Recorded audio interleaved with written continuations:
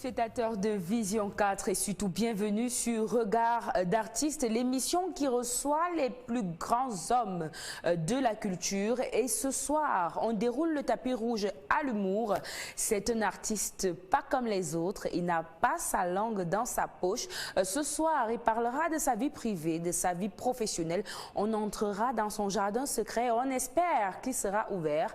C'est Moustique, le charismatique, qui est notre invité ce soir. Avant de l'accueillir sur le plateau, on regarde son portrait qui nous est présenté par Adalbert Messi.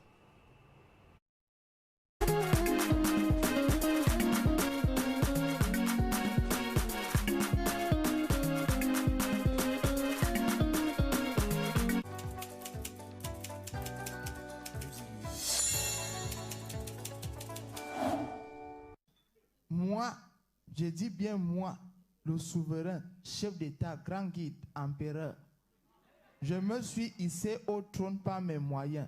Je suis très choqué du fait qu'on me parle de gouvernement du peuple, par le peuple. J'ai des hommes qui sont morts sur des champs de patates. Comprenez mon émotion. Hubert Martial Tagneux, un moustique engagé et charismatique qui pique sur la scène artistique au Cameroun et désormais en Afrique. Une carrière pleine de succès que même ses parents ne voyaient pas venir quand en 1987, il voit le jour au Cameroun dans une famille polygamique, originaire d'une part de la région de l'Ouest et de la région du Sud Cameroun. Symbole vivant et captivant de l'intégration nationale, le jeune Hubert Martial Tagneux, en 2005, après ses études secondaires au lycée de Mbala 2, multiplie des prestations dans des émissions télévisées et des concours de jeunes humoristes tels que Excellence Jeunesse, La Caravane du Bonheur et Challenge Vacances, dont il est le vainqueur en 2005 et en 2008.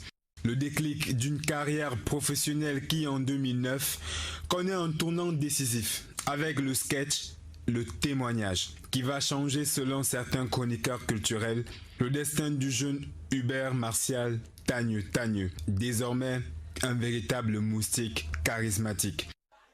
Lucas, je t'avais dit non. Je t'avais dit que quelle que soit la longueur de tes urines, la dernière goutte tombera toujours entre tes jambes. Je t'avais dit ça, non? Qui va enchaîner des scènes les unes aussi envoûtantes et captivantes que les autres, partant des prestations dans les coins chauds de la capitale camerounaise jusqu'aux web-séries en passant par le Marrakech du Rire, du Jamel Comedy Club au Maroc, le Parlement du Rire de Maman, les salles de spectacle en Afrique, vainqueur de 3 canals d'or du meilleur humoriste camerounais pendant 6 années consécutives, artiste, humoriste, auteur de sketchs, comédien, animateur télé et désormais producteur avec le label Moustiquaire. Moustique charismatique est devenu une marque déposée qui fait la fierté du Cameroun, dénonçant des tares et avatars de son époque comme l'alcoolisme, l'oisiveté de la jeunesse, la malhonnêteté et faisant la promotion du patriotisme et de l'intégration nationale dont il a un fruit mûr à travers le reflet des personnages irrésistibles. Moustique charismatique est un artiste ouvert au monde et conscient de son rôle dans l'évolution des mentalités et le développement du Cameroun. Hubert Martial Tagneux, un self-made man qui a su briser toutes les barrières sur le chemin de la réussite. Du haut de ses 33 ans messianiques, moustique charismatique est l'invité de Regard d'artiste ce soir. Pendant que les artistes remplissent les salles de spectacle, moi, je les vide. D'abord, Super Obama.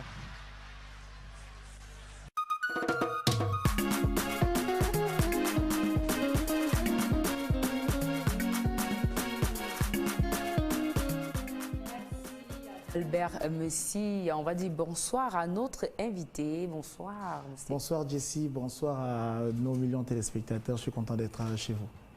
Ça va? Super bien, tranquille, c'est relax, c'est comme à la maison. D'accord, tu as aimé le portrait? Bah ouais, ça me permettait de revoir certains moments importants de ma carrière, des œuvres que je n'avais pas regardées ça fait longtemps et ça fait plaisir de savoir qu'on a quand même fait du chemin et les efforts qu'on a fournis jusqu'à aujourd'hui nous font honneur, quoi. D'accord. Nous aussi, nous sommes ravis de t'avoir sur le plateau de Regard d'artiste. J'espère qu'on va bien s'amuser et que tu seras ouvert. Moi, je suis free. Moi, ma vie est sans pression comme un bensikina. D'accord. On va commencer avec la première partie qui concerne ta vie privée. Ouais. Tu es marié? Pas marié officiellement, mais très occupé. Je suis fiancé avec une magnifique femme qui fait partie des socles sur lesquels repose la personne que je suis aujourd'hui.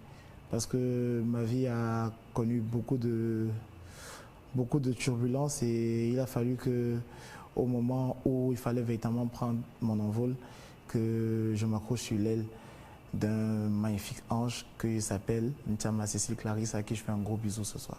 Ah d'accord, elle s'appelle Ntama, c'est ça? Oui, Ntama Cécile Clarisse. Okay. Bientôt Madame Tania. Ok, d'accord. Ça ressemble pas à mon nom, c'est bizarre.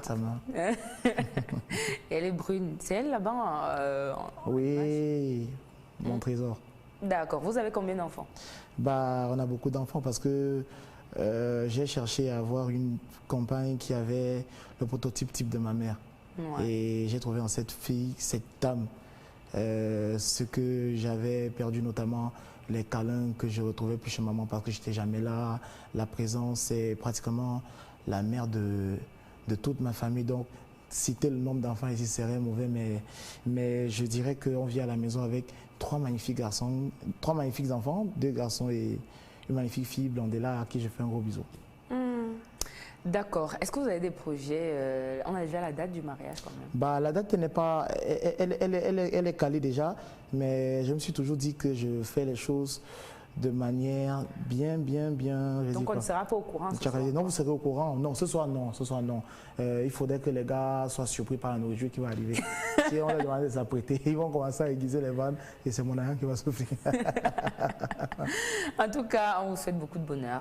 Merci. Mais on va rentrer un tout petit peu dans ton enfance. Comment était ton enfance? Une enfance normale. Contrairement à ce que je suis aujourd'hui, j'étais plutôt très calme, très timide. J'ai grandi dans une famille polygamique avec beaucoup d'enfants à la maison qui n'étaient pas forcément les enfants de maman et de papa. Ouais. On avait les cousins, les cousines, les demi-frères, les demi-sœurs, tout le monde était là à la maison. Ça créait une ambiance familiale vraiment de folie. Et dans un quartier qu'on appelait Santa Barbara, mais du côté des pauvres, parce que Santa Barbara est divisé en deux. Il y a le côté qui est au château, là où il y a les bobos. Nous, on était du côté des rails. Donc l'ambiance de quartier populaire, tout ça a fait en sorte que, avec l'éducation de maman, on réussisse à gérer les relations humaines parce que la maison de maman était pratiquement la maison de tout le quartier. On venait regarder la télé là, on mangeait là. Quand tu arrives, tu prends ton plat, tu te sers, que tu sois l'enfant de la maison ou pas. Je vais dire que j'ai vécu une enfance vraiment sociable et pleine de bonheur quand même. Tu n'as pas beaucoup parlé de ton père là? Papa, je ne parle pas beaucoup de papa parce qu'en réalité, papa, je le voyais juste à des moments ponctuels. C'était un ingénieur en génie civil qui a fait beaucoup de routes à travers l'Afrique. Il a fait le Tchad, la Guinée, le Niger, le Niger, tout ça, il a fait beaucoup de pays. Donc papa arrivait généralement au Cameroun pour 3 mois, pour 3 semaines. Et pendant 3 semaines, quand c'était la période où on allait à l'école, lui, le jour où il arrivait, on faisait un buffet. Le lendemain, il était au village parce qu'il était toujours en train d'aller construire sa maison. Et comme c'était un successeur de famille, il fallait gérer 2 ou 3 détails. Donc papa, j'ai vécu une année scolaire pleine avec lui. C'était en 2002. Et j'ai redécouvert toute une autre philosophie de ce que c'est qu'un homme, un chef de famille, un lion en fait. Mais maman m'a bercé carrément. C'est maman qui a forgé toute la personne que je suis aujourd'hui parce qu'elle était en même temps le père et la mère présents. Est-ce que tu aurais voulu qu'il soit un peu plus présent? Oui, j'aurais voulu qu'il soit un peu plus présent, mais le fait qu'il ne soit pas présent m'a aussi beaucoup apporté. À la maison, on avait une chose qu'il faisait souvent. Quand on était plus jeune, on ne savait pas, on ne prenait pas conscience de ce qu'il nous laissait comme héritage. À chaque fois qu'il avait une pensée, il appelait l'un d'entre nous, il l'envoyait chez le sérigraphe, il te donne un bout de papier, il y a une phrase. Les phrases du genre, ce n'est pas le titre qui fait l'homme, c'est l'homme qui fait le titre. L'homme qui se soumet à son destin est un homme heureux. Si tu te jettes mains et pieds liés dans un puits, la providence n'est pas obligée d'y aller te chercher. Autant de petites phrases que papa gravait sur des tableaux qu'il accrochait dans la maison. Et lorsqu'on faisait le ménage le matin, lorsque tu transmets déjà, tu t'arrêtes, tu balances ton regard sur les murs, tu lis ces phrases-là qui constituent véritablement une fondation solide du mental de guerrier que j'ai aujourd'hui. Papa n'était pas là, mais il était hyper présent à travers la philosophie qu'il nous a inculquée. Donc tu te considères comme une personne forte de caractère aujourd'hui? Hyper forte parce que déjà c'est vrai qu'être Camerounais c'est être un guerrier, mais au-delà de cela j'ai une richesse philosophique et une richesse de vie que mes parents m'ont donné qui me porte bonheur. Tu pleures souvent? C'est rare, c'est vrai que la dernière fois que j'ai pleuré c'était quand? C'était le jour de mon dernier anniversaire, le 3 novembre dernier, où j'étais là, j'avais rien prévu et puis Loïc et des amis ont organisé un anniversaire surprise. J'étais très, très content de voir mes enfants m'apporter les bougies pour souffler mon gâteau et tout. C'est là en fait que j'ai compris que on peut être grand comme une montagne, mais si on n'a pas de sentiments, on est vide.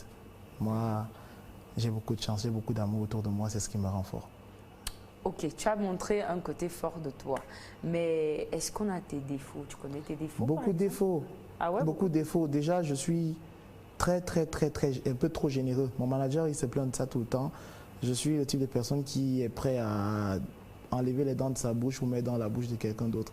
Mais le salaire, c'est que je suis beaucoup plus déçu généralement. Je reçois beaucoup plus de déception que de reconnaissance. Mais je dis que quand on vient sur Terre, chacun a un rôle à faire. Si mon rôle, c'est de donner la main du mieux que je peux le faire, je ne regrette pas, c'est mon sort. Mais je crois que la déception, c'est pas mauvais parce que généralement, c'est l'économie du bonheur que notre progéniture vivra plus tard. Ben, comme défaut, quand même, on ne peut pas garder que tu es généreux. Oui, on reconnaît les vrais défauts. Je suis un peu trop rigoureux. Je suis un peu trop extrémiste aussi. Quand je suis content, mais quand je me fâche, c'est pas bon. Mais là, maintenant, tu es dans le juste milieu. Non, là, je suis relax, gars. Mais c'est vrai que pour me voir à l'extrême fâcherie, c'est compliqué. Il faut vraiment toucher un point très sensible que je ne dirais pas ici. Pourquoi? Il faut toucher quoi? Ta femme, peut-être? Non. C'est vrai que ma famille, tu touches. Ouais. Tu touches à ma famille, tu touches à mon intégrité, à mon honneur, mon frère. Si tu n'es pas fort, mon tonnet t'emporte. Il y a des détails avec lesquels je ne joue pas. Je provoque très peu. Mais lorsqu'on me cherche, on me trouve. Tu as déjà bagarré une fois? Ouais, mais c'est pas plus une jeune, bonne... vieux. Oui, c'est pas une bonne chose. Je me souviens un jour, il y a un internaute qui a insulté ma mère sur Instagram. Pour rien. Il a insulté ma mère sur Instagram. Je suis allé dans son inbox. Sur sa page, j'ai fait des captures d'écran pour avoir son visage. J'ai enquêté, j'ai remarqué 2 ou 3 de ses amis qui étaient sur ma page. Je me suis renseigné, on m'a donné le quartier où il est. Je suis sorti un soir, j'étais dans mes marches avec mes gars. Une drôle de coïncidence, je sors pour prendre un coup de fil et je vois le mec qui entre. Je reconnais le visage, il avait le même pantalon que sur la photo que j'ai capturée.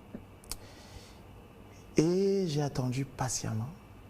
Lorsqu'il est sorti, je lui ai demandé s'il me reconnaissait. Ah, moi aussi, je lui ai dit, tu te souviens que tu as insulté ma mère? Je voudrais que tu me dises ce que ma mère t'a fait. Moi, je suis aussi charismatique, je suis sur Facebook. Ma mère n'est pas sur Facebook, tu as insulté ma mère. Et tu as dit que tu assumais, il faudrait que tu assumes maintenant. C'était pas trop beau à voir, mais en même temps, les gars ont calmé. Moi aussi, après avoir repris mes esprits, j'ai compris que la violence n'est pas quelque chose de bien. Il faudrait faire attention parce qu'il suffit d'une perte de contrôle de quelques secondes pour retrouver quelqu'un KO. Et généralement, la vie, c'est quelque chose qui n'a pas de photocopie. Après, on a fait la paix. Il est revenu me présenter ses excuses sur comme d'habitude. Sur ma page. Je lui ai présenté les miennes et puis aujourd'hui, on est pisse. Est-ce que tu as des regrets dans la vie? Beaucoup de regrets. Beaucoup? Le premier regret que j'ai, c'est d'avoir arrêté les études. J'aurais dû continuer à aller à l'école. J'ai un BPC espagnol, et j'ai pas pu faire le probatoire la deuxième fois parce que je l'ai fait la première fois, je l'ai raté. La deuxième fois, j'ai mis la mère de mon premier fils enceinte. Il fallait que je sois un garçon pour assumer ça. Donc il fallait entrer dans la vie active pour gérer 2 ou 3 détails. Du coup, j'ai perdu la notion de prendre le cahier et le stylo parce que papa nous avait toujours dit quand on est un homme, on pose un acte et on assume. S'il fallait attendre que ma mère, que nous on a baptisé 117, qui n'a pas sa langue dans la poche, s'il fallait attendre qu'elle m'insulte tout le temps parce qu'elle donne à manger à mon fils et tout le reste, ça devait être compliqué.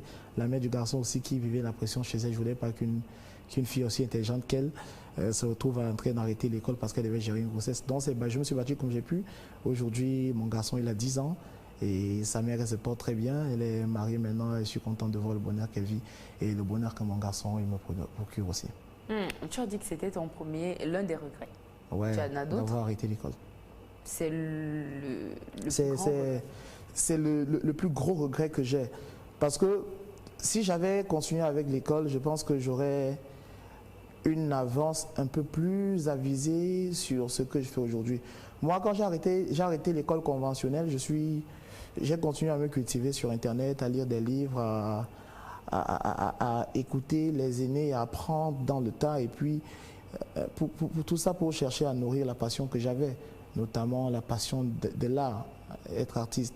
J'ai réussi à nourrir ça, mais je crois que tout le savoir que j'ai aujourd'hui peut me procurer un doctorat, mais si j'étais allé à l'école conventionnelle, je pense que je serais aussi comme quelqu'un qu'on va respecter, que les gens évitent d'insulter n'importe comment quand ils veulent, quand ça les chante en fait. Tu penses que ça aurait changé quoi? Bah beaucoup. On m'aurait insulté, mais il y a les gars qui auraient évité de me dire qu'il fallait aller à l'école. On te le dit souvent? Ah, Facebook. Il y a un monsieur un jour qui était venu me dire, j'avais fait un post où j'étais en train je parlais du poison de la réussite qu'est le doute. Parce que moi, sur ma page Facebook, généralement, lorsque j'ai des expériences, il y a beaucoup de jeunes qui viennent m'écrire inbox, ils me posent des problèmes, j'essaie de les remonter comme je peux. Et parfois, quand ça me parle, je fais un texte sur ma page, question de partager mon expérience de vie et tout. Et puis, il y a un mec qui est venu me dire, il faudrait qu'on cesse n'importe quoi dans ce pays, que les humoristes à 2 balles fassent leur job et qu'ils laissent les intellectuels faire le leur. J'ai dit, waouh! Waouh! Regardez les intellectuels faire le leur. Il a dit, mon frère, je sais pas que tu es intellectuel comment et tu viens te comporter comme un gars qui n'a pas fait l'école, non? Bon. On a discuté un long moment et puis j'ai compris qu'en réalité, il faudrait dire quelque chose aux gars, c'est que l'école est bien. L'école est bien. Aller à l'école, c'est bien, mais faire vraiment l'école, c'est mieux. C'est mieux. Nous, on a fait l'école de la vie. Ah, ça, ouais. Et tu t'en sors plutôt bien. On va regarder la première rubrique, c'est donc Main libre. Et j'espère que tu vas kiffer. Bah, regardons.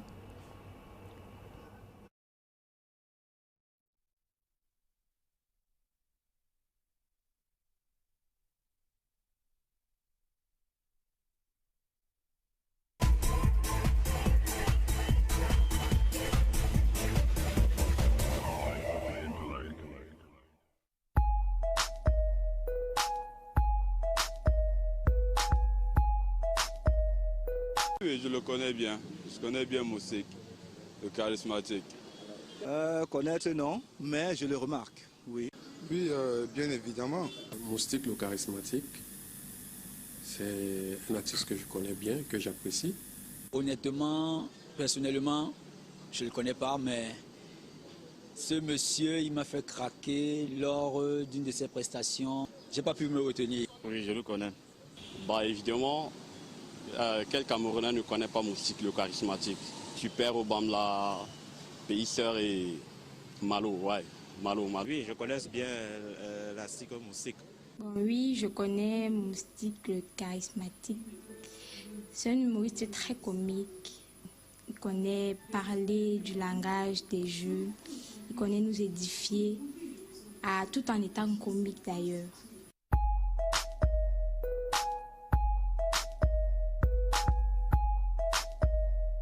Quand je l'écoute, parfois il y a l'éducation dans ses propos, oui, mais également c'est un bon humoriste parce qu'il amuse vraiment. Cette émission est très bien, il faut encourager notre artiste.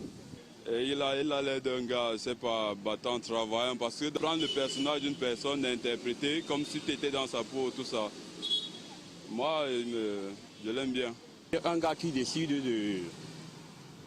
de s'en sortir à travers la comédie, l'humour, en faisant rire les gens et en passant plus particulièrement un message précis aux jeunes. Donc, j'ai ressorti les jeunes de la rue, un soir, émancipés et s'épanouir en société. Je me demande parfois s'il est pareil à la maison ou bien c'est juste devant les caméras qu'il est comme ça. C'est quand même un bon star. Ces émissions qu'il fait, c'est quand même c'est très bien. Ces émissions nous distraient même avec les enfants, c'est amusant, il fait rire tout le monde. Moustique le charismatique, monsieur, d'où tirez-vous votre inspiration en fait? C'est un jeune artiste que j'ai vu tout jeune. Quand je dis tout jeune, il avait l'air d'un moustique. Aujourd'hui, il ressemble vraiment à un éléphant. Je ne sais pas pourquoi ils maintiennent toujours le nom moustique. Nous constatons qu'à chaque fois que Moustique, le charismatique, dans ses séances, ils nous se vivent ensemble à travers son timbre vocal. Tu le vois aujourd'hui parler comme un Fulbé, demain comme un Bamleke, après comme un ressortissant du centre ou du littoral.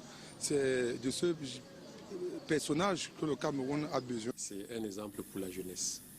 Et je souhaite vraiment que les jeunes d'aujourd'hui puissent avoir pour modèle Moustique le charismatique. Que Dieu le souhaite garde bonne vie, pour qu'il continue en avant, qu'il ne change pas ses pas.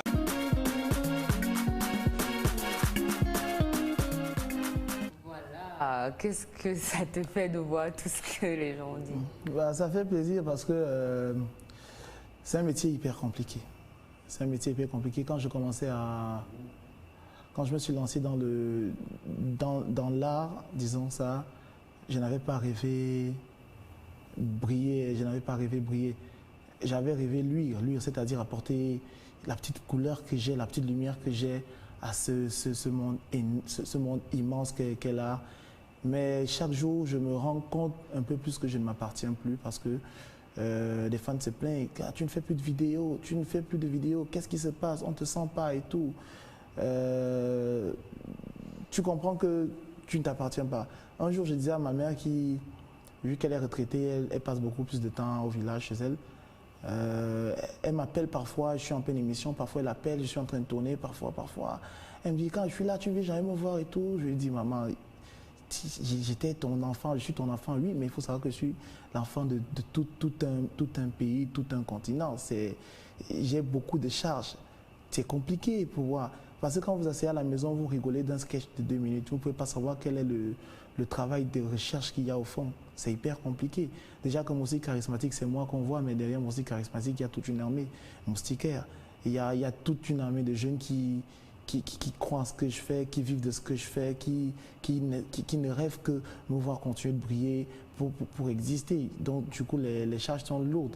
Et maintenant, voir la reconnaissance des personnes que je connais, ni d'Adam ni d'Ève, parce que quand c'est ton camarade de classe, il se dit, gars, c'est bien ce que tu fais. C'est différent que de voir des messieurs, des chefs de famille, des personnes lambda te témoigner de leur reconnaissance. Merci encore et je crois que je vais me débrouiller à ne jamais décevoir votre confiance. Voilà. On va commencer au début de ta carrière. C'était difficile? C'était facile? Est-ce que les portes étaient grandement ouvertes pour toi? Du tout pas facile parce que je ne connais pas un parent qui va accepter que son fils, surtout quand on voit l'état dans lequel baignent les artistes chez nous, de voir son fils faire carrière. C'est tellement incertain parce que ce ne sont pas toujours les meilleurs qui s'en sortent. On voit des artistes qui meurent comme des chiens, on voit des artistes hyper au sommet de leur carrière qui finissent pire que sous terre. C'est compliqué. Maman avait peur, elle avait voulu que je sois un homme normal. Un homme normal pour elle, c'est un mec qui va à l'école, qui a des diplômes, qui travaille dans un bureau, Bref, c'est ça en fait. Elle avait rêvé de tout sauf ça, surtout qu'elle est institutrice. Papa, lui non plus, il était ingénieur topographe, il voulait tout son fils pas être en amuseur public, aller se tenir dans les mariages, raconter des trucs, faire le ridicule, le rigolo et tout. C'était pas ça en fait. Mais ils n'ont pas accepté le choix, mais je crois que à force de brimades, à force de critiques, à force de colère de maman, les insultes, les punitions et tout, ça a forgé en moi un mental de guerrier et j'ai réussi à braver ça et j'ai compris que c'était le chemin qu'il me fallait le mieux. Dieu merci, c'était ma passion, aujourd'hui c'est devenu ma profession. Grâce à ça, au même titre que mes 2 petits frères qui sont ingénieurs aujourd'hui, je peux payer ma maison, je peux nourrir mes enfants, je peux gérer 2-3 factures, je peux permettre à un jeune comme moi d'avoir de l'eau potable chez lui. Je crois que c'est quelque chose de fort et une manière pour moi de dire aux gars que lorsque vous avez les rêves, il faudrait, lorsque vous avez un rêve et un objectif, il faudrait être sourd, muet de l'extérieur, mais de l'intérieur, écoutez toujours la petite voix qui vous parle au fond de vous. Tant que vous croyez que vous pouvez, faites-le. Faites-le, faites-le, faites-le. Ce sera la plus belle satisfaction que vous aurez. Si vous avez échoué, vous serez heureux d'avoir essayé. Si vous réussissez, sachez que ce sera un gros bonheur parce que vrai, chope les fruits de la sueur qu'on a collée, vous jure, c'est un vieux goût. On va parler de tes collaborations. Ouais. Tu as collaboré avec pas mal de personnes et au milieu de tout ça, on est un peu perdu. Lesquels sont tes projets? Et toi, tu as appelé dans quel projet? Par exemple, avec Ulrich Takam. Ouais. Ce sont des projets d'Ulrich ou ce sont tes projets à toi? J'ai appelé Ulrich sur un projet à moi, mais pour la majeure partie des projets sur lesquels j'ai collaboré avec lui, c'est lui qui m'invitait. On travaille. Pour la petite histoire, Ulrich Takam, lorsque je prends mon premier canal d'or, il est animateur dans une chaîne de... FM? Non, avant ça, il était dans une chaîne de Calo Distribution. Il m'appelle le lendemain de la remise, il me dit il veut me recevoir à son émission. C'était à Hippodrome, il y avait une boîte de nuit là-bas, je ne sais pas si c'était le nom, de ne pas faire de publicité. Et j'étais hyper fatigué, je suis venu avec mon trophée, il m'a reçu, on a fait l'émission et tout. Les premières émissions qu'il lançait véritablement, j'étais toujours la personne qui l'appelait pour faire les épisodes 0. Son premier spectacle, il m'a appelé, j'étais en voyage, je lui ai dit je viendrai, je suis arrivé, je regardé le spectacle à la Case des Arts et je suis très content de voir le grand garçon qu'il est devenu aujourd'hui. Je crois que ça doit servir de leçon à ceux qui pensent que dans la vie, on va se cloisonner sur des critiques stériles, toujours chercher la petite bête dans les efforts des autres. Le voilà aujourd'hui, je suis fier de lui. Quand tu regardes Ulrich, il vit hyper. Le gars, ça sent l'embonpoint. Il m'a invité sur un de ses tournages un jour. Aujourd'hui, on vous compare beaucoup. Hein. On essaie de tout voir qui est le meilleur. Généralement, lorsque les gens me disent tu es le meilleur, je dis non, je ne suis pas le meilleur. Je suis l'un des meilleurs parce que l'art, c'est un arc-en-ciel, on a plusieurs couleurs. Il est fort probable que la couleur de Moussi charismatique Louise aujourd'hui, celle du Ulrich Takam Louise demain, celle d'une autre personne Louise après-demain, ça n'enlève à rien que ces couleurs mises ensemble font rayonner le ciel. Et je crois que c'est un comportement que beaucoup de Camerounais surtout ont, de chercher à créer des petites guerres inutiles entre les artistes. Moi, Ulrich, c'est mon petit. Tout le temps, on est au téléphone, on tape des trentaines de minutes au téléphone, on se dit tout. Il sait très bien. Je le conseille tout le temps. Je lui dis de faire très attention. Parce que les Camerounais, c'est quoi? Ils savent vous mettre dans un somnifère avec les acclamations populaires. Acclamation, acclamation. Lorsque vous commencez à penser que vous décollez, quand les gars vous lâchent, il n'y a personne pour vous ramasser. Il faut rester focalisé. On vient dans ce milieu. Le seul adversaire qu'on a, ce sont les limites qu'on se fixe à nous. Moi, en compétition avec quelqu'un, non. La compétition que moi j'ai, ce sont mes propres limites. Essayer de devenir quelqu'un de meilleur demain avec quelqu'un d'autre, jamais. Mais je suis toujours très heureux de voir un jeune comme moi qui fait mieux ou alors qui fait bien ce que je n'ai pas pu faire. Pour moi, c'est agréable. Justement, avec Indira également, tu as collaboré. C'est toi qui l'as appelé ou c'est la famille qui t'a appelé? Non, Indira, c'est une artiste très, très passionnée. Moi, la petite, je l'ai vue naître carrément. Et je suis très content de savoir qu'il y a un certain moment, elle a insisté, elle fêtait son anniversaire, je ne sais plus le quantième, elle a insisté à ce que je sois là. Je suis arrivé à son anniversaire, on a longuement échangé, j'ai vu une petite sœur agréable. On se parle tellement, on se comprend tellement. Donc, à chaque fois qu'elle a un projet concernant sa carrière, n'hésite pas à demander ma critique. Si je peux lui apporter un coup de main, je n'hésite pas. On était sur un plateau dernièrement avec Ulrich, Ténor, elle sur un magnifique projet qui sortira. C'est quoi, c'est un film?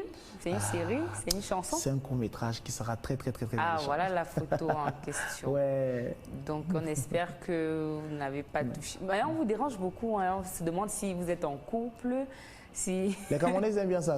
Maintenant, ils ont commencé avec Nabila. Après Nabila, c'était... Mais toi-même aussi, tu t'affichais avec Nabila. Pourquoi les gens pensent qu'il ne peut pas exister de relation saine entre un artiste mâle et une collègue femelle? Justement, quelle était la nature de votre relation avec Nabila? Avec Nabila, c'est ma petite sœur.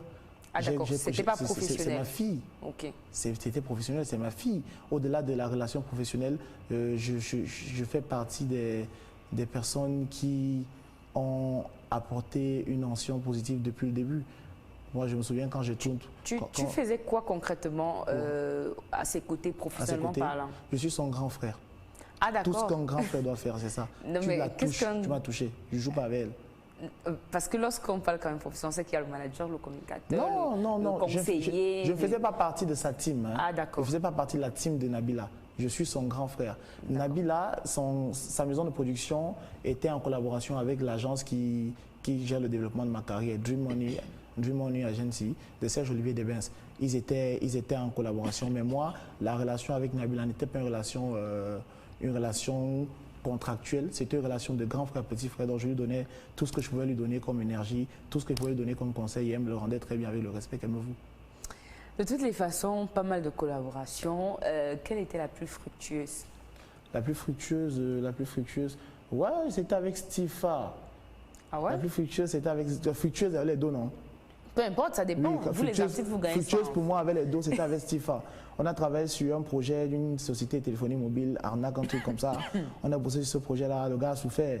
Dans le projet, il était prévu qu'il joue l'arnaqueur et moi, je joue la victime. Donc, il m'a arnaqué les deux. Ça chauffait sur lui pendant 2 semaines. Et puis, au bout du compte, chacun s'est tiré avec un bon pactole. Et c'était agréable quand même.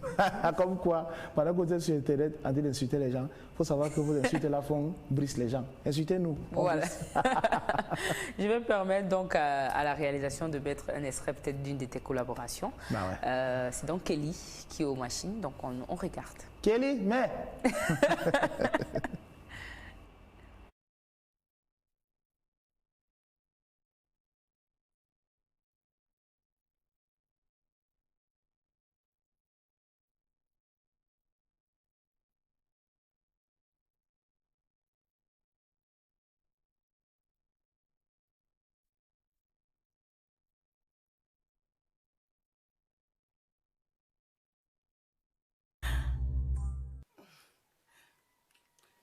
non, je n'ai rien pris, Tu sais que mes cartes bancaires ont un petit problème, donc du coup, je suis un peu bloqué.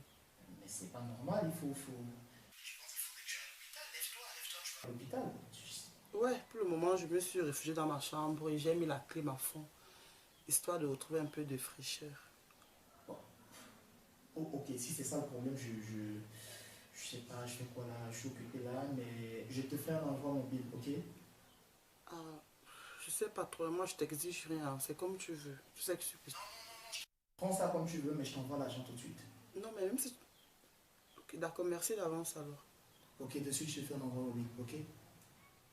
Ok, si tu insistes alors.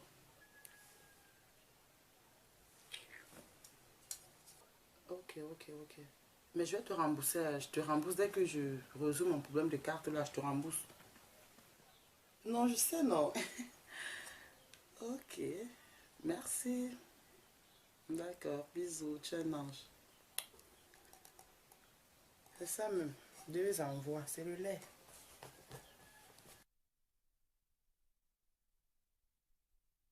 Lopez et Bengue. Oui, Marie Lopez, ma Black Panther.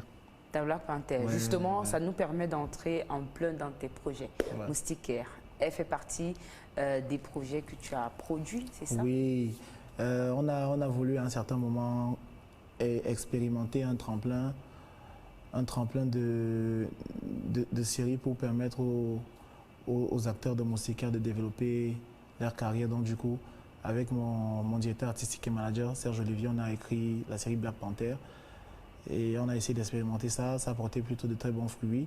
À un moment, on a dû mettre en pause pour des problèmes de famille, mais aujourd'hui, tout est rentré dans l'ordre et on s'apprête à relancer.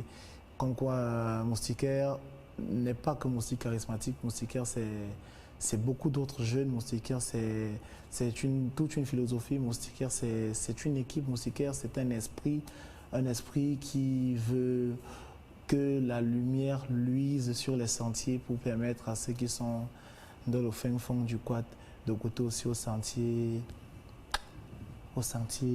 bitumé, tu vois le ouais, non. Donc on a une courroie de relais, un petit tremplin.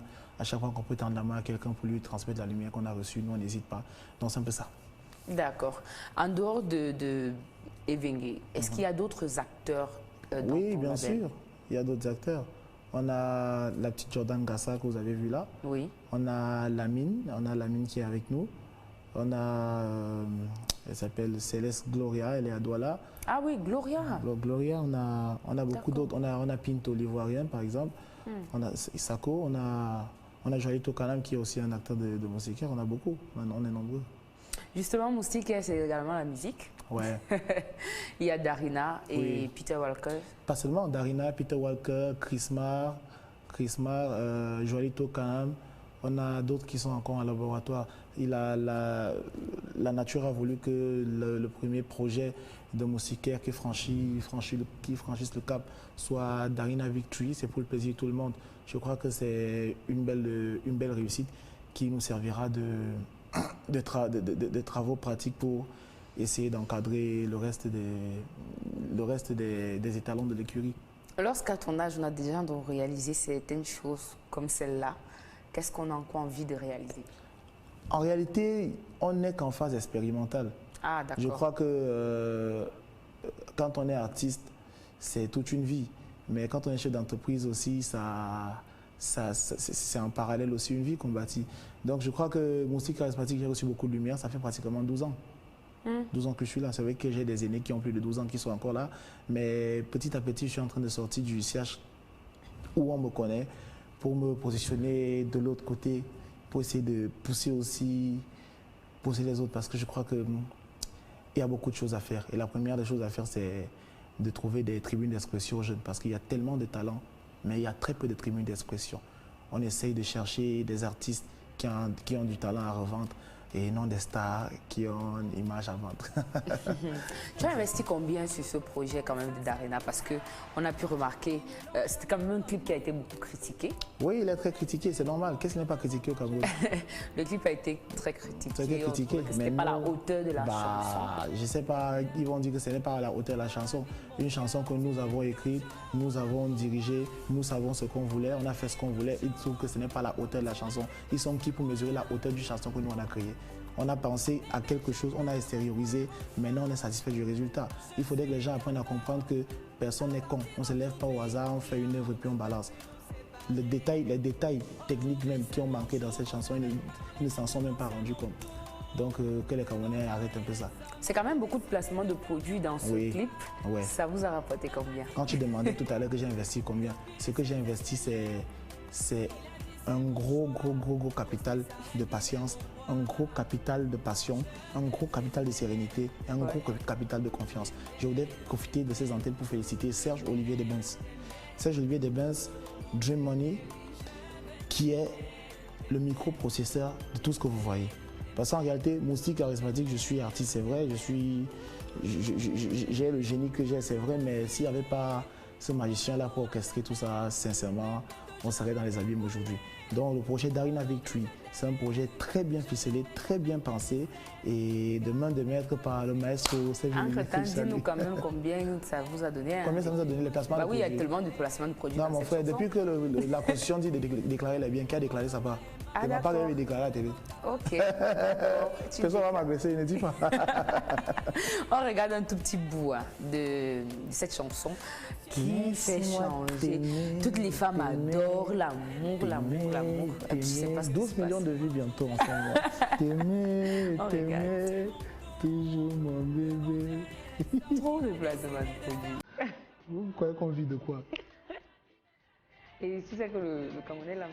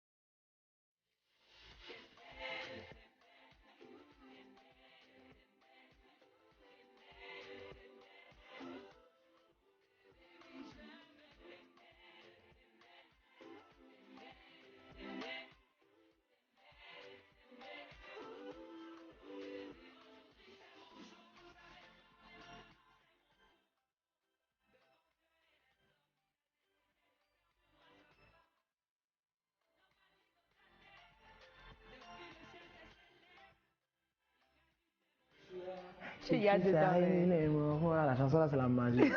C'est la miel dans miel, c'est la miellure. Tranche d'ananas. Non, vraiment, tes tranches d'ananas. Moi, je ne suis pas d'accord avec les tranches d'ananas. Va dire à l'honorable que tu n'es pas d'accord avec ça. Alors, tu es fan de? Fan de? Des tranches d'ananas. Des tranches d'ananas? Oui. Bah, fan, je ne sais pas si on va dire fan, c'est quoi un fan?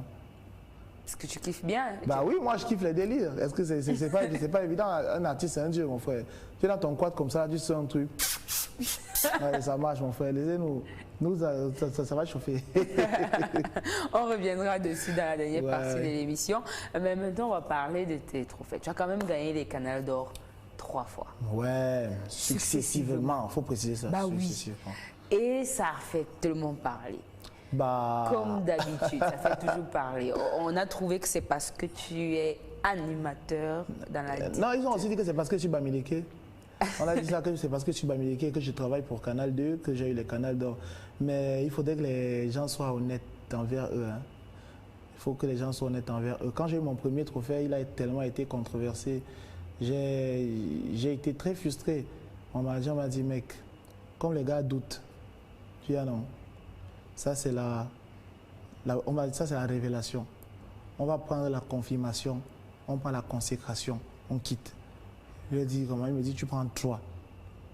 3, on passe à autre chose. J'ai dit, ok, manager. On a fait les 2 premières années.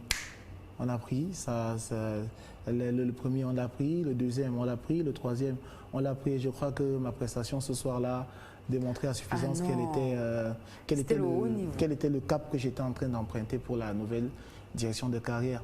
Il y a des gens qui s'amusent à écrire sur Facebook, ouais, aussi qui est fini, il n'a plus l'inspiration. Maintenant, pour me comprendre, il faut ouvrir les oreilles de son esprit et les yeux de son âme.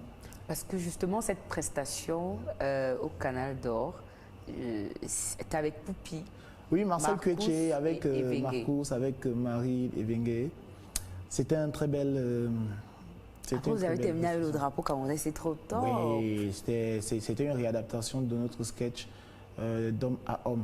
D'homme à homme, un sketch que j'avais joué pour la première fois à Douala lors de la nuit du rire, devant les hautes autorités de la ville de Douala, notamment le délégué du gouvernement, l'ancien délégué du gouvernement, M. Fritz Tonnet et les personnes ont pleuré. Hein. Oui, les gens ont pleuré parce que c'était le langage de l'âme. C'était le langage de l'âme. L'âme d'un patriote qui parlait, c'était... une grosse fabrication de miroirs à travers lequel les Camerounais de différents bords se reconnaissaient en regardant, et puis si ce n'est que pour une seconde, faire pleurer les tontinards comme les sartinards pour leur faire comprendre que malgré nos combats, on a quelque chose de plus fort à défendre, qui est la vie de notre belle patrie. Moi, je pense que mon rôle, je l'ai joué comme j'ai pu, et puis l'histoire retiendra. Tu penses que, justement, en termes de trophée, les Canals d'Or approchent, bien sûr, encore. Est-ce que tu penses que tu seras peut-être nominé?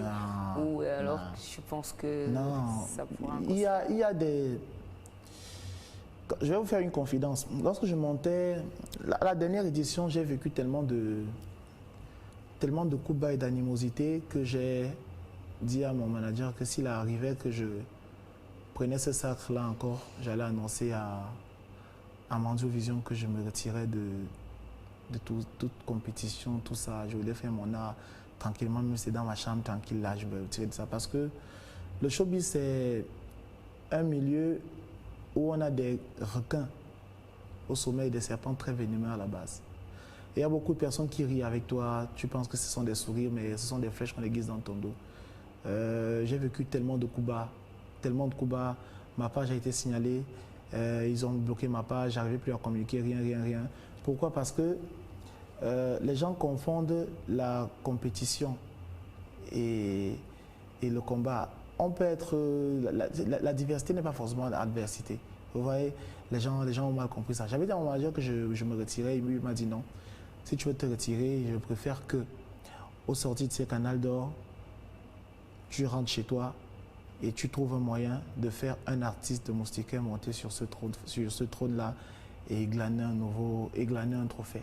Ce serait ta plus belle réussite. Parce que ce soir, on a eu un trophée, le trophée de Nabila, Ouais. C'était le travail de Moustiquaire en partie. D'ailleurs, La même son prestation- trophée a été longuement critiqué parce que je crois qu'elle était dans la même catégorie que Ténor, je crois. Et donc, du les gens coup, sont libres de critiquer. Je ne sais pas sur quels critères on a donné le trophée à Nabila, mais ce que je sais, c'est qu'au Elle a terme gagné. d'un concours, elle a gagné. Comme moi, j'ai gagné, ça a été critiqué aussi.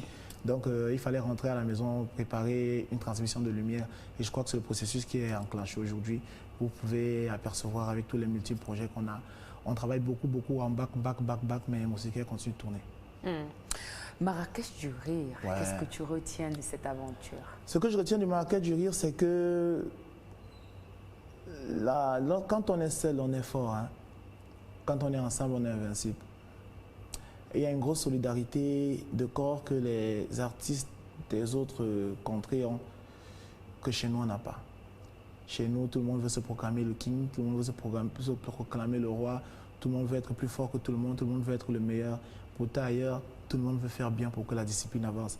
Je suis arrivé au Marrakech du rire, je ne savais même pas, comment moi j'ai fait pour arriver là-bas, parce que Jamel Debbouze, moi je le regardais à la télé, j'étais encore tout jeune.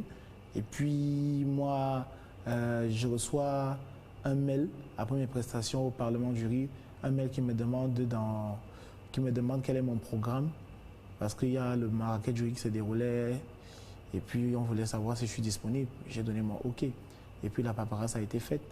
Et puis je suis allé là-bas, j'ai regardé comment cette équipe travaillait, et j'ai compris qu'en effet, il n'y a pas la magie dans cette histoire.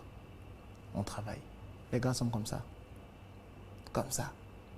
On fait un sketch. Tu vois Jamel qui est là, il y a tout un orchestre derrière et tout. Ah, je regardais Jamel, je suis allé le voir. Pendant que les gars faisaient les photos, je suis allé le voir. Je lui dis bonjour Jamel. Il me dit oui, salut. Il dit je voudrais poser une question. Il me dit oui, allez-y. Je lui dis c'est quoi le secret pour partir du Jamel qui commençait dans la série H et arrivé au Jamel d'aujourd'hui? Il me dit la différence entre les artistes, c'est la capacité de projection. On a tous deux jambes, on a tous deux bras, on a tous un cerveau, on est tous égaux. Mais la différence entre nous, c'est la capacité de projection. La projection que tu définis dans ton élan définira la personne que tu veux être demain. Et moi, j'ai dit que moi, je ne veux pas être une star. Moi, je veux être un artiste. Et je ferai tout pour faire les choses de manière artistique, comme Jean-Michel Cancan, pour que mes sketchs, même après ma mort, on puisse les réécouter à plusieurs degrés de compréhension. Dans le familier, dans le courant, dans le soutenu, qu'on réussisse à trouver des métaphores qui puissent nourrir les âmes. Moi, c'est pour ça mes combats. Mais tu es à quel niveau avec le Ngalap? Avec le Galap, on a fait une première édition du Galap qui a été un gros challenge. On a été très surpris du retour que ça a eu. Et on a prévu le second Galap. Il y a beaucoup de sociétés qui se sont greffées au projet. Comme d'habitude. Parce qu'on était dans une petite salle de 3500 places. Cette fois-ci, c'est un espace de pratiquement 8000. On est en train de côtoyer. Donc le projet, il prend des proportions de plus en plus costaudes. Et vous serez très surpris de voir la nouvelle écriture du Galap avec des personnes qui viennent de l'autre côté, qui vont Wanda dans le système. D'accord. Est-ce que le Galap, c'est une copie du Marrakech du rire ou du Parlement? Le Galap n'est pas une copie du Marrakech du rire. Le Galap, c'est la cour de récréation de Moustique charismatique. Je pense qu'au-delà d'ici, tu me côtoies dans la rue, il y a des gens qui me voient à la maison, comment je me comporte à la piole au quad et tout et tout. En fait, le Galap, c'est ça. C'est ma cour de récréation, j'invite mes amis, c'est tranquille. Ça n'a rien à voir avec le Marrakech du rire. Et même si c'était une copie, on ne copie que ce qui est bien. Même si ce n'est pas une copie qu'on fait, non. Parce que justement, il va falloir que tu permettes à d'autres humoristes de prester là-bas. C'est ce qu'on fait. C'est ce qu'on fait. Je voulais montrer l'exemple aux gars. Je leur ai dit, bon, voilà ce que je veux faire. Voilà ce que je veux faire. Je vous invite à venir voir ce que je veux faire. Maintenant, ce que je veux faire, qui est partant pour me suivre? Les gars viennent, on fait ce qu'on a fait. Eh bien, avec Urich Takam, on en a même parlé une fois. On est en train de travailler sur un petit projet, un projet comme ça qui arrive. Attendant que Corona passe. Décidément, Corona a tout bloqué. C'est la magie. Ouais. On va prendre une pause. Je pense que là, maintenant, on va parler de d'autres choses. On va permettre aux professionnels de te poser des questions. Bah oui, et il va falloir que tu répondes à toutes ces questions de façon sincère. C'est donc corps à corps.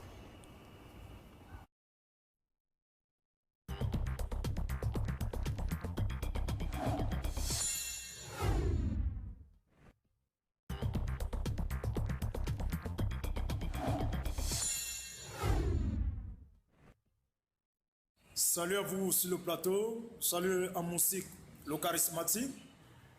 Je suis l'humoriste Zambobo, le prophète des prophètes, le prophète de la nation, le seul prophète qui impose les mains aux autres prophètes. Eh bien, je voulais poser quelques petites questions à mon cycle charismatique. Déjà, en passant, je suis très fier de lui. Il a su gérer son charisme humoristique. Donc, je suis très content. C'est un monsieur à féliciter. C'est un petit frère à moi. Moussik, la première question que je voulais te poser, c'est que pourquoi Tagne, pourquoi quand on t'appelle, tu ne décroches pas? Tagne, pourquoi quand on t'appelle, tu ne décroches pas? Je t'appelle pour te faire une révélation. Quand je te vois, ces jours, on va t'inviter sur le plateau de Vision 4. Tu ne décroches pas, pourquoi? Hein? Pourquoi à chaque fois qu'on t'appelle, tu ne décroches pas? De deux, je ne comprends pas. Je crois que tu as l'alliance au doigt là. Ça veut dire que tu es marié, non? Mais pourquoi tu es toujours entouré de petites? Tu dis quoi, aussi là? Quand c'est pour le nyanga. Tagne, il ne faut pas tromper les filles là.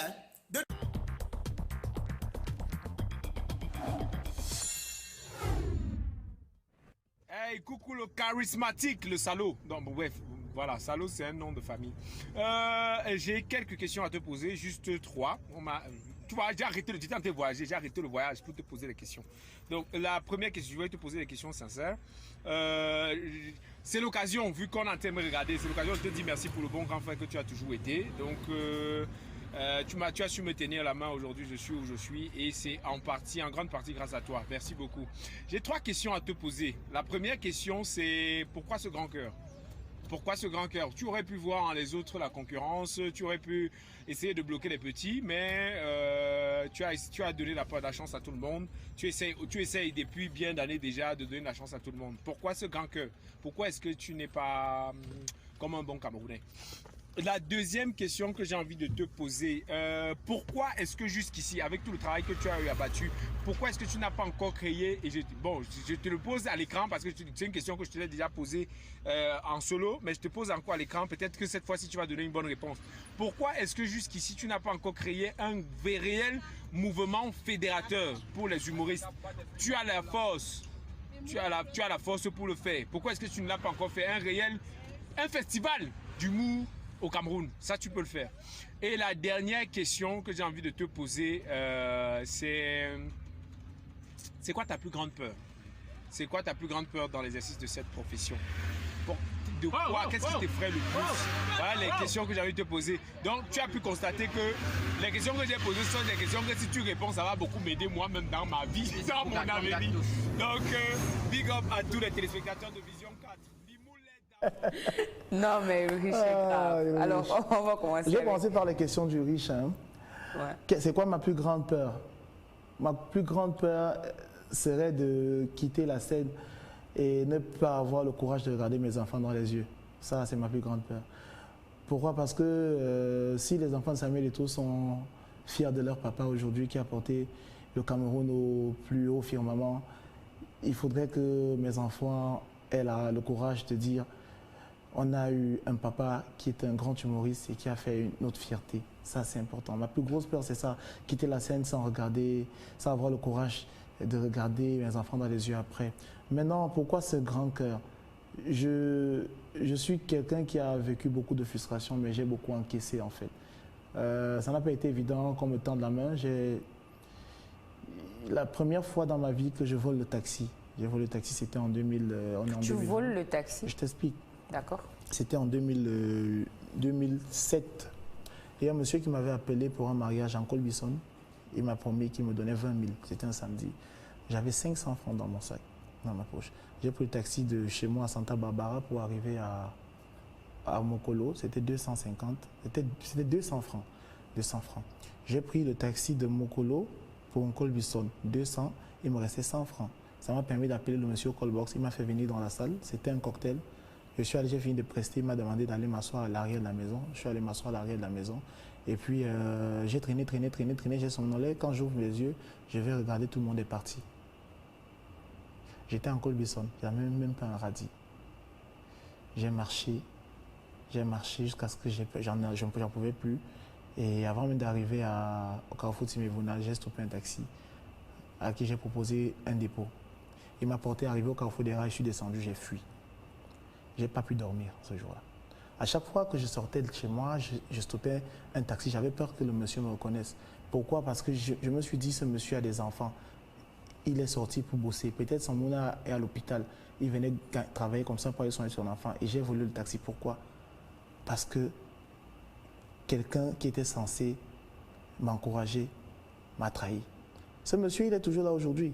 Parfois, il m'appelle, bon petit, je viens, je lui donne des coups de main. On a vécu ça. Pourquoi ce grand cœur? Je n'ai pas eu beaucoup de chance parce que j'ai vécu tellement de frustration. Aller s'asseoir dans un cabaret, on t'invite, hein, tu viens à 16h, les répétitions n'ont même pas encore commencé. Jusqu'à 4h du matin, on te fait jouer quand tous les clients sont déjà partis. Dynastie de Tigre et moi, on a vécu ça. J'ai dit, jamais de ma vie, je vais chercher à faucher un jeune. Du moment où tu as un talent, que je trouve que je peux t'apporter un plus, je suis prêt à te donner tout ce qu'il faut pour y aller. Pas parce que j'attends quoi que ce soit en retour. Je pense que Dieu m'a aimé, Dieu m'a béni. Si je n'avais pas donné tout ce que j'ai pour faire ce métier, je serais le pire des brigands. Je serais un homme méchant de la pire espèce parce que je comptais sur rien d'autre que réussir dans ce que je fais aujourd'hui. Donc je peux imaginer ce que c'est. Mon quotidien, il est hyper lourd. Il y a des jeunes qui croient en ce qu'ils font. Si je peux leur transmettre la lumière, moi, je n'hésiterai pas. C'est mon devoir de grand frère, c'est ma dîme que je paye envers Dieu parce que je n'ai pas été un homme parfait. J'ai péché quelquefois et c'est ma manière, moi, de me rattraper. Maintenant, pourquoi je n'ai pas un mouvement fédérateur? Vous savez très bien que chez nous, les gars attendent toujours que les choses prennent pour venir se greffer au mouvement. J'essaie tant bien que mal de voir les réseaux que j'ai. Tous les partenaires, les produits pour lesquels je travaille, on est en train de bosser sur cela. Je ne voudrais pas faire les choses à tâtons. Il faudrait qu'on a atteint un âge où on n'essaye plus. On fait. Ouais. Donc on est en train de mûrir ça et vous serez très fiers de voir le projet qui est en train d'être mis sur pied. La preuve, on a Fingon qui est revenu au Cameroun, on a tout le monde là, on a une bonne dynamique. Il y a des belles choses qui sont en train d'arriver. Je pense que j'ai répondu à tes questions, Ulrich. Concernant Zambobo, Zambobo, tu es toujours avec les femmes? Oui, je suis un très beau garçon. Oui, très élégant. Je ne vous demande pas, je vous dis. Tu me rappelles un panéliste. Oui, non. C'est un autre plateau. Donc, si je suis entouré des femmes, des filles, c'est parce que je suis un homme. Je ne suis pas homo sapiens, je suis un mec. Et ce qui est bien, c'est que ma femme, elle est confiante. Elle sait très bien que je suis un bon gars. Tu es un bon gars. Voilà. Tu es vraiment un bon gars? Oui, je suis un bon gars. Ça se voit pas. Je ne sais pas. Ils sont combien d'artistes là qui affichent leur femme, qui disent qu'ils assument leur femme en public? Non, ben afficher, c'est une autre. Non, j'ai dit afficher, je dis qu'ils assument. Ça va alors, non? Non, si toi tu assumes ton gars en public, tu me dis aussi tu assumes. Voilà. C'est quoi ton problème? Et pourquoi quand on m'appelle, je ne décroche pas? Actuellement, je suis même fatigué. Si vous regardez, oui, ça c'est vrai. Je suis très fatigué. Mon équipe même s'est plainte de ça. Je travaille énormément. Il y a des moments où je suis assis là, toi tu appelles, le téléphone est là-bas. Et parfois, vous connaissez mes horaires de travail. Je travaille de 10h30 à 12h, je suis à la télé. Mais c'est là que vous vous appelez. Je vous ai dit que quand tu appelles et je n'ai pas décroché, quand il vient, je prends le téléphone, la première des choses que moi je regarde, c'est les SMS. Si tu m'appelles, je n'ai pas décroché, laisse le message. Ce n'est pas évident. Tu as un WhatsApp qui a pratiquement 3000 numéros. Tu reçois 3000 messages, les groupes et tout. Ce n'est pas évident. Soyez tolérants, les gars. Pardon, je m'excuse vraiment, mais ce n'est pas évident. C'est pas évident. C'est pas évident. Mais je vais essayer de... Kelly aussi t'a appelé. Hein. Kelly? Oui, c'est Kelly. Je sais pas. La réalisatrice? Elle m'a appelé quand? Ah bon, hein. Kelly, toi tu me colles, je ne décroche pas, au lieu de laisser le message. Toi tu fais comment pour m'avoir? Et tout le monde m'a répondu que c'est parce que tu as sûrement mon numéro enregistré. Oui, quand ils n'ont pas un numéro, qui va appeler après, on va me dire que allô, je laisse seulement te saluer. Quand tu colles, laisse le message, non mon frère. On continue avec corps à corps.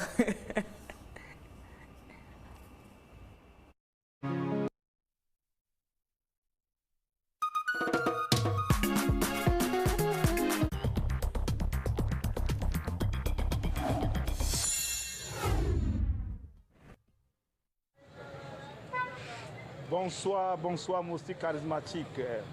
Moi, c'est Pinto l'Ivoirien. Juste savoir qu'est-ce qui t'a poussé à embrasser la carrière humoristique, alors que moi, je te sais que tu es un très grand chanteur, rappeur.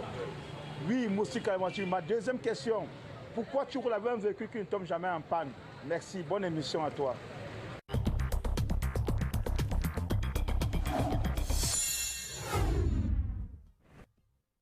Hello, c'est Sandrine Nanga. Je suis poser une question à Moustique le charismatique.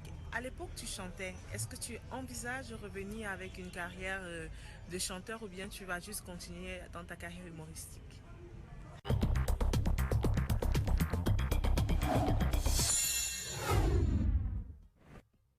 qu'est-ce qui t'a poussé à tenir le cap jusqu'ici, à maintenir ce côté professionnel que tu as depuis cette jeunesse-là?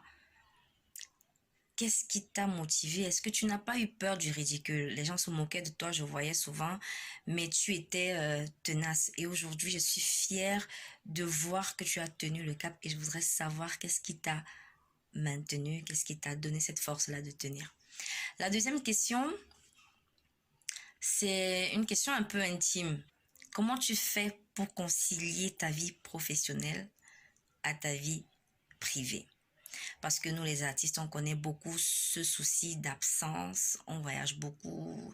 Toi, c'est même alors grave. Et la troisième question, je voudrais que tu répondes à un terme. Qu'est-ce que la définition pour toi du terme humilité? Et gros kikou à tous les téléspectateurs des Vision 4. Quand même des questions. Oui, je vais commencer par... Pourquoi tu as une voiture? Pourquoi ma voiture tombe jamais en panne? C'est parce que c'est pas moi qui conduis, mon chauffeur est mécanicien en même temps. D'accord. Donc le gars sait prévoir. Mais de temps en temps, il tombe en panne et personne ne nous. Moi, je suis assis à l'arrière. Pourquoi j'ai embrassé la carrière humoristique au lieu de continuer avec la chanson?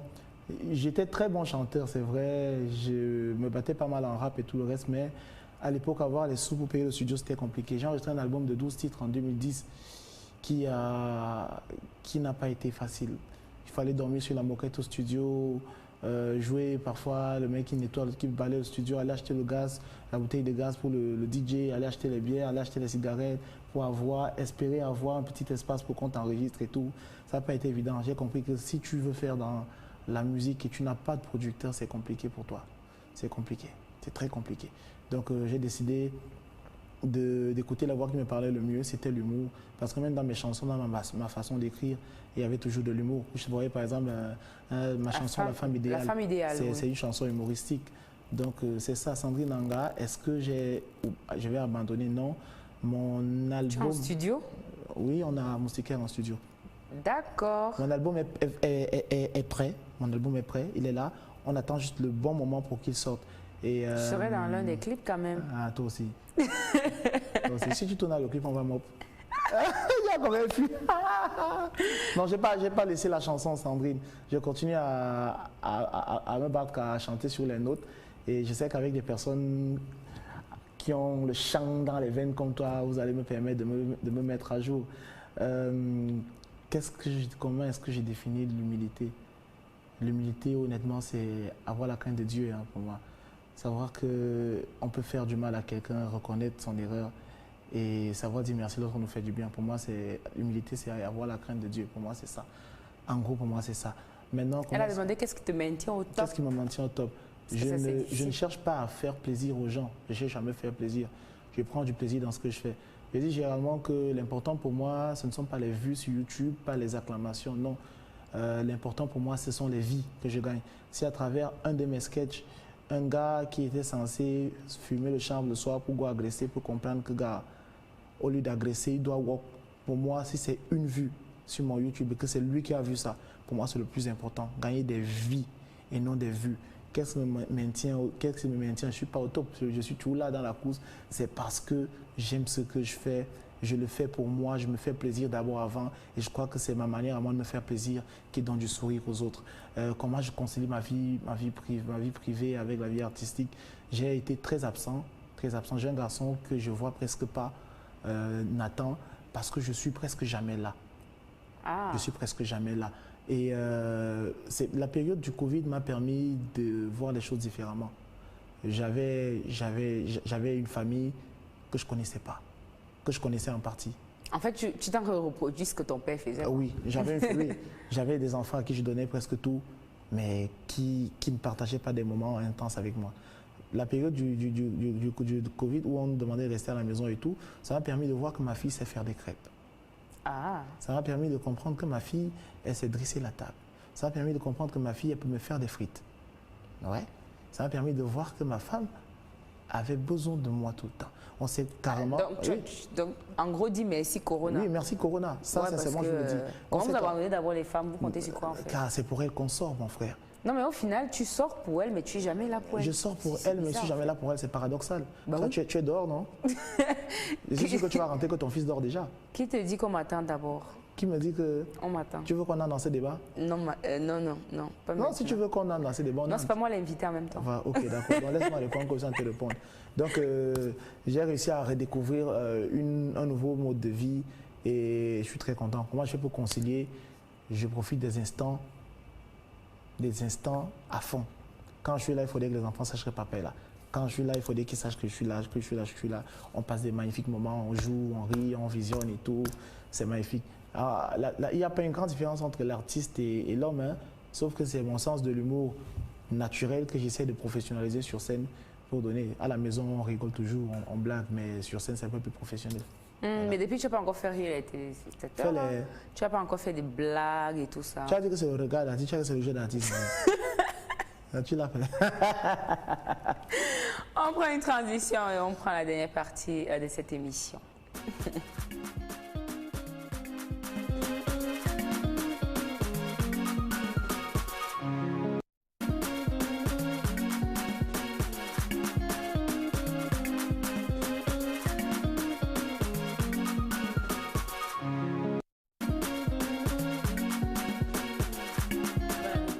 Plateau. Pour ceux-là qui viennent de prendre le train en marche, c'est donc la dernière partie de cette émission. L'invité, c'est Moustique. Et on espère que maintenant, tu parleras avec ton cœur. Parce que la dernière partie, c'est qui chauffe souvent. Non, mais moi, il n'y a pas de souci. Voilà, on va commencer avec, je ne sais pas comment appeler ça, mais sur les réseaux, on appelle ça clash. Oui. Dexter et toi. Non, c'était pas un clash. C'était Dexter et moi. En fait, Alain Dexter, mon grand frère que je salue en passant, avait fait un post où il regardait le Marrakech du rire et il n'a pas vu les Camerounais prester. Donc il a écrit, c'est quoi, tous les Camerounais qui sont allés au Marrakech du rire, là, vous êtes allés regarder les parkings. Ça m'a un peu frustré. Pourquoi? Parce que la scène qu'il regardait, c'était le gala de Jamel et ses amis qui avait été acheté par la chaîne M6. C'est M6 qui avait acheté le spectacle de Jamel et ses amis qui venaient de France et tout le reste. Parce que le Marrakech du rire, c'est un festival qui a plusieurs spectacles. Notre spectacle, c'était le Gala Africa, où il y avait les meilleurs humoristes d'Afrique francophone et tout. Donc quand il a dit ça, ça m'a choqué parce qu'un aîné qui est un leader, quand il fait ce type de poste, c'est pour nous jeter à la vindicte populaire des personnes incultes. Parce que quelqu'un qui ne connaît rien de ce que c'est qu'un festival va venir commencer à insulter Moustique Charismatique qui était là-bas, insulter Marcos qui était là-bas, insulter Idoudoua qui était là-bas, insulter tous les humoristes camerounais qui sont allés là-bas. Pourtant, ils sont allés défendre les couleurs du pays et ils l'ont fait brillamment. Donc, je n'ai pas apprécié la sortie et il fallait que je recadre un tout petit peu à ma manière. Où je lui disais que grand frère, c'est toi qui es censé le protéger. Déjà que quand on a des spectacles, vous n'achetez pas les tickets. On vous donne les tickets gratuits pour venir couvrir. Et parfois, vous ne venez pas. Donc, il fallait chauffer un peu. Mais les gars ont compris et puis on a arrangé ça. C'était tranquille. Décidément, toi, c'est plus sur les réseaux sociaux. Hein. Avec Eto'o, ce petit malentendu. Avec Samuel. Ouais, avec Samuel. La légende Samuel Eto'o. En fait, ce que je vais dire, c'est quoi? C'est que les gens ont retweeté, repartagé. C'est normal. Les Camerounais ont ce qu'on appelle... pour la majeure partie, ce qu'on appelle la jalousie refoulée. La jalousie refoulée, c'est quoi? C'est que quelqu'un t'envie, il t'aime, il t'apprécie, mais il a du mal à se l'accepter. Donc du coup, ce sentiment de jalousie-là se transmet généralement par une violence verbale vaine. Samuel Eto'o, c'est une personnalité que je respecte énormément. Ce n'est pas mon ami, c'est mon grand frère. Et on a eu des affinités. À un moment, on se parlait sur WhatsApp constamment et tout. Et il y avait des choses qu'on se disait dans les blagues. Je pense que parfois le liquide prend la coloration du vase qui le contient. La blague que je lui fais généralement, peut-être je l'ai faite ce jour-là, il était de mauvaise humeur. Je ne sais pas s'il a mal pris ou s'il a bien pris, mais ce que je sais, c'est qu'il a répondu, il a écrit: mon petit, la bêtise te donne quoi? Moi, il a fait une photo collège de lui avant et j'ai dit: ah, grand frère, l'argent change la forme de la tête. Proud of you, c'est-à-dire fier de toi. Je suis sorti, les gars, il est venu écrire ça et tout le monde ça a commencé à aller dans tous les sens. J'ai écrit à un de ses collaborateurs, Benjo, pour lui demander, le grand frère, il a un souci. C'est lui qui a commenté, il me dit: non, j'ai réussi par l'avoir depuis, mais c'est le mec que tu supprimes le commentaire. Peut-être il n'a pas aimé, supprime le commentaire et puis tu vas lui parler après. Je suis allé supprimer le commentaire, mais la force du screenshot avait déjà été récupéré. Ça allait dans tous les secteurs, sur toutes les pages. Et tout le monde qui avait quelque chose à dire à Moustique Charismatique a trouvé un tremplin pour ouvrir sa bouche qui ne brosse pas pour me dire n'importe quoi. J'ai vu une fille qui ne ressemble même pas à la dernière de mes chaussettes venir me traiter d'asticot. Parce que Samuel Eto'o, qui est un dieu, a répondu à un ange qui est Moustique Charismatique. Et puis un reste d'humain se permet de me traiter d'asticot. Je lui ai donné sa dose comme j'ai pu. Et elle est venue s'excuser, je lui ai présenté mes excuses et c'est passé. Je sais me comporter bien, mais quand tu me cherches, tu me trouves. Mais on a fait la paix, on s'est retrouvés à Bafoussam pour le concert en hommage aux sinistrés de Ngouaché. Et puis ça s'est très bien passé, mon grand frère et moi, ça va. Récemment, donc, tu as donné son avis par rapport à la supposée plainte, citation directe. Ouais. Déjà qu'on n'a pas, on ne sait pas si c'est vrai, si c'est du fake. Ah, c'est de Coco Argenté Manibela. Ouais. Toutes mes grandes sœurs. Oui, tu as donc Coco Argenté et Lady Ponce. Oui, Lady Ponce. Tu as fait un post par rapport à la situation. Ce post qui a été critiqué, bien évidemment, parce qu'on trouve que tu aurais pu t'exprimer bien avant que ça n'arrive à ces niveaux. Tu as lu ce post? Ouais. J'ai parlé de nous. Ouais. Nous. Quand je parle de nous, je ne m'exclus pas. Parce que généralement, nous, on est sur Facebook, on regarde les choses se faire et on néglige. Et c'est quand ça atteint le pic, le sommet du mouvement irréversible, qu'on prend conscience de la bêtise qu'on fait. Moi, j'ai dit que nous sommes sur Facebook tout le temps. On encourage ça. On est là en train d'attiser les commentaires de haine. On attise. Et puis à un moment, on va se retrouver à un niveau où ça ne peut plus être réversible. Et puis on n'aura que nos yeux et nos consciences pour nous juger, si on en aura encore. Et puis tous les Camerounais sont venus écrire ce qu'ils voulaient écrire. Mais j'ai dit ce que j'avais à dire. Le reste, je vous dis, je suis responsable de ce que je dis. Pas de ce que vous entendez. Pour ceux-là qui ne comprennent pas ce que tu dis, est-ce que tu peux redire? Voilà, j'étais en train de dire que normalement, quand ça a commencé à clasher dans tous les sens, chacun aurait dû mettre la main à la pâte pour arranger ça, moi y compris. Les artistes comme nous, on aurait dû se débrouiller à essayer d'attiser la flamme de la paix pour que ça ne parte pas dans tous les sens. Mais nous sommes restés muets. Et au moment où une plainte arrive, la citation directe, ça arrive. Il aurait pu arriver qu'elle se rencontre dans un aéroport et puis les machettes sortent. On aurait été coupable. On aurait été coupable. Est-ce que tu penses que ça n'a pas été déjà dit par Papa Malati? Je crois que Katino avait parlé de cette histoire. Katino a fait sa part, non? Est-ce que moi j'ai fait ma part? Ah, d'accord. C'est ce que je me reprochais. Donc en gros, tout le monde... Tout le monde. Ah, ok. C'est ce que moi je me reprochais. Mais comme j'ai le sang du maquereau, tout le monde est fort pour dire ce qu'il veut dire. Non, on fait comment? C'est pas grave. Alors on va parler des lois. Tu es un artiste. Oui. Les droits d'auteur. Quel est ton avis là-dessus? Parce qu'il y a quand même beaucoup d'associations et récemment encore il y a eu cette loi qui a été promulguée sur les associations, tout ça. Quel est ton avis? J'étais invité pour le festival de musique d'ici d'ailleurs en Suisse. Ça fait 3 ans. Et dans mon dossier de demande de visa, on me demandait une lettre d'autorisation de sortie de mon ministère de tutelle. J'ai marché au ministère pour avoir la lettre là. J'ai marché. On m'envoie, on me renvoie. On m'envoie, on me renvoie. On m'envoie, on me renvoie. Finalement, je suis allé déposer mon dossier sans cette lettre-là. Maintenant, on va nous dire que les droits... Moi, il me demande toujours, depuis que moi j'ai commencé, moi, je ne connais pas ce que le ministère m'a donné. J'ai ma carte d'artiste. À part quand on organise les trucs au palais des congrès, on dit que Moustique, il faut venir presser. On place 150 000, on me donne. Que c'est mon cachet. C'est ça que moi je connais. Les affaires de droits d'auteur, je n'ai même pas envie de penser à ça. J'ai mal à la tête. Moi, mes droits d'auteur, c'est ma chaîne YouTube qui est monétisée. Je mets mon argent tranquillement. Mes gars et moi, on vit de nos vies tranquillement. Que les grands là, bagarrer comme on pouvait bagarrer. Mais ce qui est sûr et certain, c'est que tout le mal qu'on fait et tout bien mal acquis ne profite jamais. Vivez avec notre argent. Tu t'entends pas avec certains artistes? Non, tous. Tu t'investis? Tous. Tout le monde. J'ai des problèmes avec personne. Il peut avoir des sauts d'humeur, mais je n'ai aucun artiste que j'aime, avec qui je vais te dire que j'aime pas. Non, tous. Quel est ton regard sur la politique? La politique? Ouais. Et quel est ton regard sur ce que la politique nous fait, de ce que le Camerounais voit, de ce que le Camerounais ressent? Quel est ton regard? Moi, je trouve que, je vais parler de la politique, c'est une bande de marionnettistes. Ouais. Le peuple, ce sont des marionnettes. En fonction de ce qu'ils veulent, ils savent nous manipuler. Ils savent nous manipuler. Et la principale chose qu'on a réussi à utiliser pour tuer la jeunesse camerounaise, c'est le doute.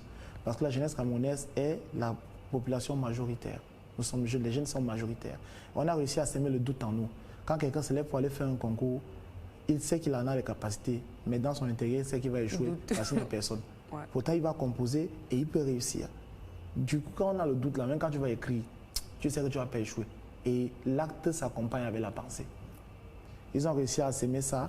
Tant que la jeunesse camerounaise ne prendra pas conscience du potentiel qu'elle a, on va toujours rester les poupées des politiciens.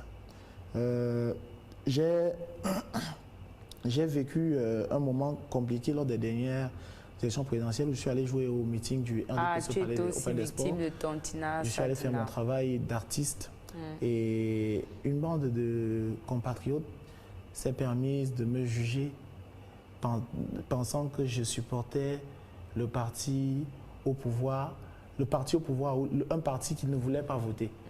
En oubliant que je suis allé jouer chez le SDF, je suis allé jouer chez Cabral Libi, je suis allé jouer au MRC. Oui, on est arrivé au MRC, on a joué au meeting du MRC, j'ai joué au meeting du RDPC, j'ai joué partout là. Personne n'a vu. Parce que j'étais sur la scène du RDPC, on n'a pas daigné écouter ce que j'étais en train de dire, on m'a catalogué, on m'a jugé. Je dis, le problème avec la politique ne sont pas les compatriotes, ce sont les idéologies et les philosophies.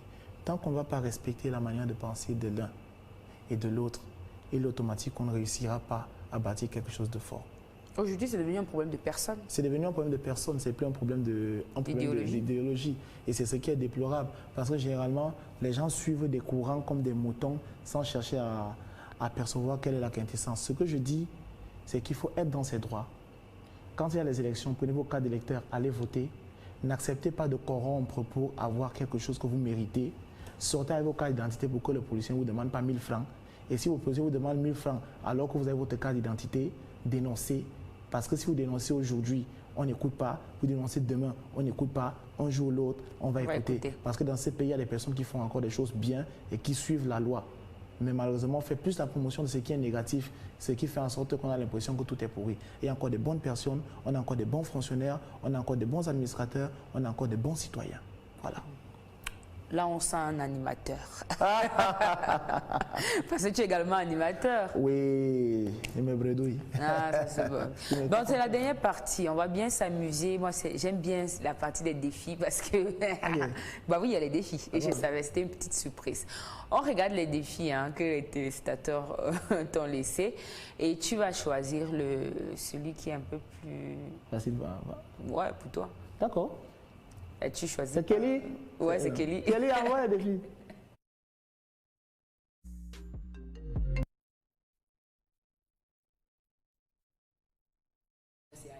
Bonsoir comme défi. J'aimerais bien proposer un calcul mental challenge à l'invité. La présentatrice donne des calculs rapides, addition, multiplication, soustraction, et l'invité doit répondre à la seconde même. Un autre défi, c'est donc, Magister, que Moustique te fasse un bisou. Bah, c'est clair que c'est ce que je vais prendre. 20 pompes commando. Non, tu veux me tuer, mon frère. Grâce à Tangana, moi je propose que Moustique twerk pendant 1 minute.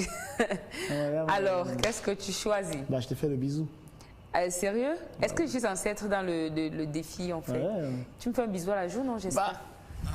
Heureusement que c'est à la joue, non? N'est-ce pas? Il n'a pas précisé, je te fais faire la joue. D'accord, voilà. Mais ça, c'est plus un défi. Parce que tu l'as déjà fait. Bah, c'est parce qu'elle-même qu'elle a donné un défi aussi facile. De toutes les façons, merci d'être passé. Le plaisir est le mien. Donc, merci à tous les téléspectateurs. C'était rapide. Pourquoi tu n'as pas fait les pompes? Fais les pompes. Attends. Fais même 2. Quand même. Et d'où ça où? Ici, là? Oui. Et là, dit pompe commando, non? Commando, oui. Ça veut dire que c'est comme ça qu'on fait ça, n'est-ce pas? Voilà. 1, 2, 3, 4, 5, 6, 7, 8, 9. Voilà. Et Tchakab, non? Voilà. Ça veut même dire quoi, Tchakab? Tchakab. agir. Ah d'accord, ça veut dire qu'il est temps que je tchakape alors. Ah. Merci à toi Moustique. Merci à toi pour l'invitation. Jeunesse camerounaise, vous êtes les meilleurs, soyez forts et conscients de ce que vous valez. C'est comme ça qu'on fait souvent, non? Tchakap. Tchakap. Merci à tous les téléspectateurs qui sont restés connectés. Merci à tous ceux qui ont participé via Facebook. On se retrouve vendredi prochain avec un autre invité, un autre artiste. Merci à Moustique et on se retrouve derrière la caméra. Vendredi. Bah ouais. Derrière la caméra. Bah oui, bien sûr, Kelly vous propose un spectacle. Je crois que c'était au Marrakech du Rire. Ah bon, regardons ça va.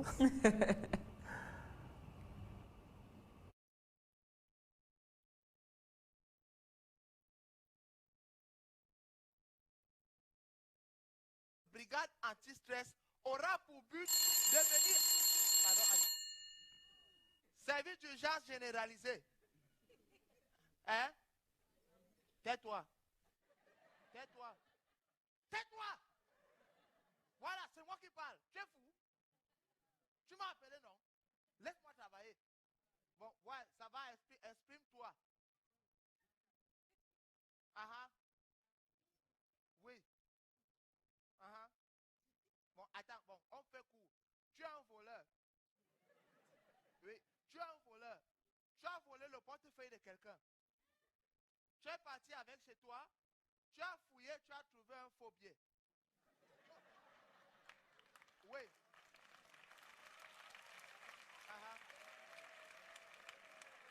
Non, on se comprend, on se comprend. Tu as trouvé un faux billet, tu as retrouvé le propriétaire. Tu demandes de changer le billet, il refuse. Il est où? Il est où? Donne-lui le téléphone. Oui, oui, monsieur. Tais-toi, c'est le bandit qui parle trop. Tais-toi. C'est ton portefeuille, non? Voilà. Le faux billet là, c'était dedans, non? Bon, il t'a dit de changer, tu refuses, pourquoi? Non, non, non, non.